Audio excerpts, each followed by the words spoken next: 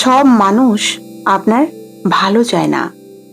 কিছু মানুষ এমনও থাকে যারা ধীরে ধীরে আপনার মানসিক শান্তি কেড়ে নেয়।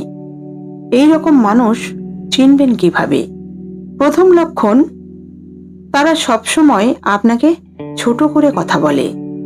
দ্বিতীয় লক্ষণ, আপনার সাফল্যে তারা খুশি না হয়ে ঈর্ষা করে। তৃতীয় লক্ষণ, প্রয়োজনের সময় তারা পাশে থাকে না, কিন্তু নিজের প্রয়োজনে আপনাকে খোঁজে। মনে রাখবেন, সব সম্পর্ক ধরে রাখা জরুরি নয়। যে সম্পর্ক আপনার আত্মসম্মান, শান্তি এবং আত্মবিশ্বাস নষ্ট করে, সেই সম্পর্ক থেকে দূরে থাকাই অনেক সময় সবচেয়ে বুদ্ধিমান সিদ্ধান্ত। নিজের মানসিক শান্তিকে অগ্রাধিকার দিন।